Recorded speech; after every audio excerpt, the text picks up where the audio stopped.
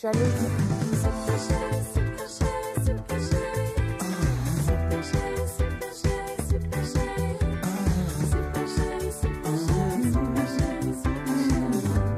Ah, je vais vite vous donner la parole, cher Anissa, le temps de boire un café, parce que là, il faut que je me remette Qu'est-ce qu'il y a dans votre... Non, mais c'est pas du café. Si, il y a beaucoup d'eau. Fais boire. Du sirop d'agave, c'est... Je peux me boire?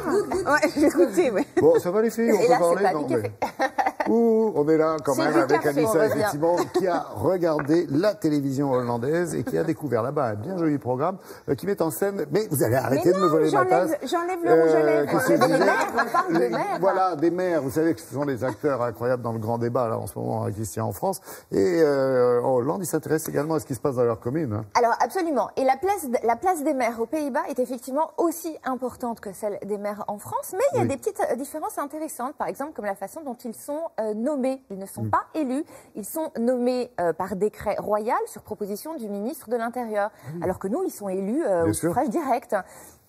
D'autres différences, par exemple, les domaines dont ils sont responsables. Il y a évidemment la sécurité de la ville, il y a évidemment l'ordre public, la police municipale, les pompiers. Un océan de tâches pour les maires. Ah gigantesque.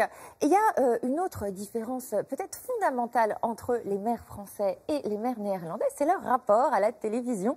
Au point, figurez-vous que eux ne voient absolument aucun problème à participer. Pas de tabou à participer, par exemple, à une émission de télé-réalité. C'est qu'aucun maire français, a priori, ne ferait comme ça. En tout cas, à notre connaissance. J'en connais quelques-uns. C'est un appel d'offres, alors. Qui veut? En tout cas, ça va être tout l'objet de l'émission dont on parle aujourd'hui, qui s'appelle Burgermeister Undercover. C'est facile comme titre. Mais c'est comme Burgermeister en allemand. C'est toute une question de prononciation. Je l'ai pas terrible, vous l'aurez remarqué. C'était sous-titré, vous inquiétez pas. Ça veut dire maire incognito. C'est diffusé sur la chaîne SBS6. Et regardez de quoi il s'agit. In Burgermeester Undercover gaat een burgemeester een probleem in zijn eigen gemeente op een onorthodoxe manier onderzoeken. Hij daalt af uit zijn ivoren toren en gaat kijken wat zijn burgers nou vinden van zijn beleid. En dat doet de burgemeester undercover. Ik wens je heel veel succes. Dankjewel. Deze aflevering draait het om inbraak. Een groot probleem in Gouda. Inbrekers die in jouw huis inbreken, schade aanrichten en jouw spullen stelen. Er is op 13 ingebroken, hiernaast is ingebroken, waar die fietsen staan is ingebroken. Daar hebben de politie en de gemeente dus een flinke kluif aan. 12 delicten, eenvoudige mishandeling, bezit harddrugs, diefstal uit woning, diefstal uit woning, overval. Maar doen de politie en de burgemeester eigenlijk wel genoeg volgens de burgers van Gouda? Je ziet bijna nooit de politie hier rondlopen. Al met al genoeg reden voor de burgemeester te onderzoeken hoe hij dit probleem van woninginbraak nog harder kan aanpakken. En dat doet hij in Burgemeester Undercover. C'est impressionnant. Pardon, c'est impressionnant. C'est impressionnant, c'est impressionnant. Mais motivation surtout aussi. Alors, la motivation d'aller à la rencontre des administrés. Et puis parfois, vous savez bien que quand vous y allez avec vos galons et puis votre habit officiel, les dés sont peut-être un petit peu bipés. Voilà, peut-être que tout n'est pas super authentique. Là, pour la peine, quand vous endossez le costume d'un agent municipal, quand vous allez à la rencontre des gens en étant, on va dire, leur égal, les langues se délient et puis vous pouvez parfois être confronté à une vraie réalité. Et c'est ce que ce maire va faire, il va se déguiser en policier. Et là, il va aller dans des quartiers pas forcément très riches et il va voir ce que les gens vivent au quotidien, réellement et sans langue de bois. Zo, kijk. Kans de Groot. Ja, Dennis van der Geest. Ja. De burgemeester gaat met de politie op huisbezoek bij slachtoffers van inbraak.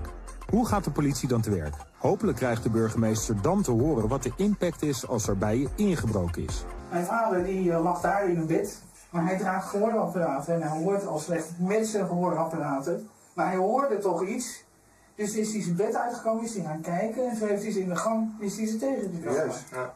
En toen zijn ze eigenlijk gevlucht. Ja. Bij het zien van een voorbijrijdende auto weten de twee in een flits welke jongens erin zitten, wat ze op een kerfstok hebben en of het zin heeft een babbeltje met hen te maken. Want de tactiek van de agenten is om te laten merken dat ze hen op de huid zitten. Hey, luister, ga je geen kunnen geven, maar je weet het toch? Ja man, echt waar. Je weet wat die kost toch ook?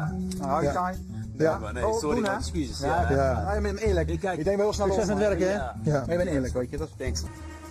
Nou ja, dat is waar. Daar was er wel eerlijk over. Ja, maar wat ze vaak doen is, Ja, dat is stom. Ouais, c'est trop drôle. Pardon. Non, mais c'est alors, vrai. c'est surtout... C'est surprenant, en fait. C'est surprenant. Voilà. Alors, évidemment, les gens rencontrent à la fin le maire dans ses habits officiels. Il organise une réunion à la mairie et toutes les personnes qu'il a rencontrées pendant toute la série, enfin l'épisode en l'occurrence, apprennent la vérité et ils règlent leurs problèmes. Vous pouvez me leur dire? Et ça. toutes. J'adore, Mata, comme ça, petite voix de petit oiseau. Et merci les filles, vous changez rien.